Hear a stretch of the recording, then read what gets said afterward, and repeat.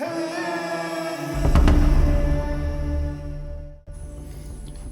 buah kampung di Kota Belud dekat sini dikenal pasti berisiko tinggi berdepan bencana alam berantai jika berlaku gempa bumi.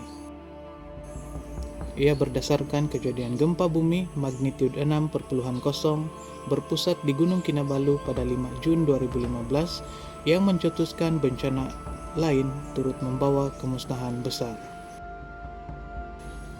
Kampung terbabit ialah Malangkap Baru, Malangkap Tiong, Malangkap Noriau, Malangkap Kapa, dan Malangkap Tomis. Berikutan itu, Universiti Malaysia Sabah UMS melalui Pusat Kajian Bencana Alam NDRC, Fakulti Sains dan Sumber Alam FSSE menganjurkan program pendidikan awam berkaitan risiko bencana berantai di kampung terbabit yang akan dijadwal pada 19 Ogos ini. Pengarah NDRC, Profesor Madya Dr. Caroline Melissa Payus berkata, program itu dianjurkan dengan kerjasama pejabat daerah Kota Belud. 5 kampung ini antara yang terjejas akibat bencana berantai sejak kejadian gempa bumi bermagnitudo 6,0 yang berpusat di Gunung Kinabalu pada 2015. Beliau berkata pihaknya sudah mengadakan pertemuan dengan pegawai daerah Kota Belud, Bakri Nanun, baru-baru ini bagi membincangkan penganjuran program berkenaan.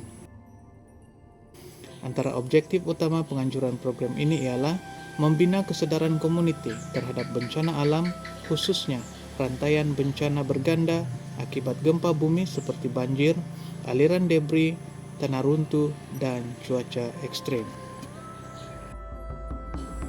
Dalam satu kenyataan yang lain yang dikeluarkan pada tahun 2018, Profesor Dr. Felix Tongkul menyatakan bahwa struktur Gunung Kinabalu itu kini merekah dan tidak stabil selepas dilanda lebih 1000 kali gegaran sejak digoncang gempa bumi kuat bermagnitudo 5,9 pada 2015.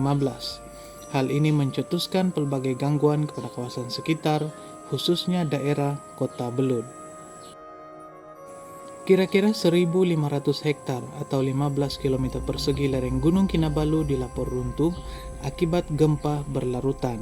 Hal ini menyebabkan tanah dan batuan di lapisan atas serta lereng gunung yang terjejas menjadi amat rapuh serta longgar, ibarat menunggu masa untuk runtuh. Kesan gegaran berlarutan membawa runtuhan mengandungi sisa tanah, pasir dan batu selain bongkah batu, mineral serta pokok kayu ke sungai serta jaringan anak sungai di kawasan sekitar, menyebabkan daerah Kota Belud dilanda lebih 100 kali banjir sejak 3 tahun lalu. Sungai Kedamaian paling terjejas teruk akibat runtuhan terbabit, diikuti 8 lagi sungai di sekitar Gunung Kinabalu termasuk Sungai Panataran, Sungai Mesilau, Sungai Tehubang, Sungai Kilambun, Sungai Wario, dan Sungai Mantaki.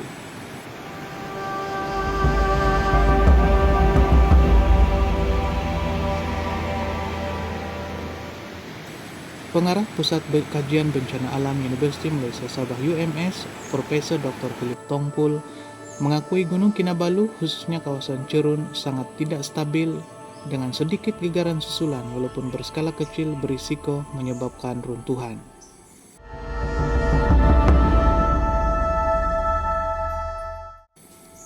Keadaan ini cukup membimbangkan karena gempa bumi sentiasa berlaku walaupun majoritinya tidak dirasai masyarakat setempat, khususnya di Ranau dan Kota Belud. Ia menyebabkan kejadian runtuhan di Gunung Kinabalu tidak akan berhenti.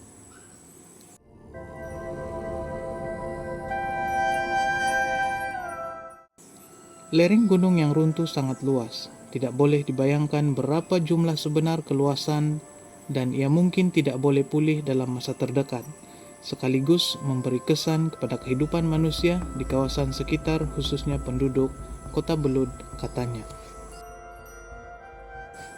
Gempa bumi pada tahun 2015 menyebabkan 18 maut akibat dihempa peruntuhan batu, yaitu 4 malim gunung, 2 pendaki tempatan, 9 pendaki Singapura yang kebanyakannya murid sekolah, serta masing-masing seorang pendaki Cina, Jepun, serta Filipina.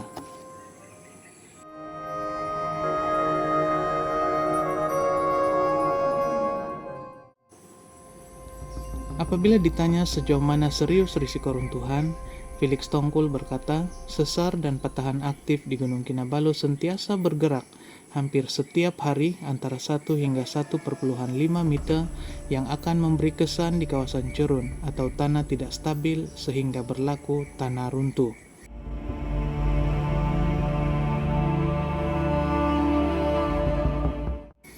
Tanah dan batu yang tidak lagi mencengkam sejak kejadian 2015 yang diburukkan dengan gempa susulan hanya menunggu masa untuk jatuh ke kawasan lebih rendah, khususnya Kota Belud. Bukan saja gempa kecil, hujan lebat di situ pun akan memberi kesan, katanya.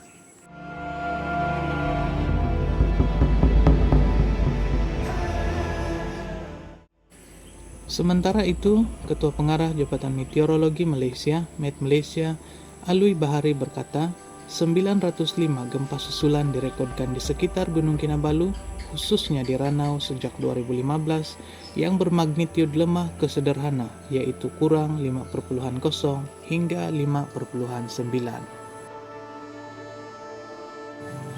Menurut Alwi lagi, punca gempa bumi disebabkan pergerakan garis sesar Mensaban yang terletak berhampiran Gunung Kinabalu.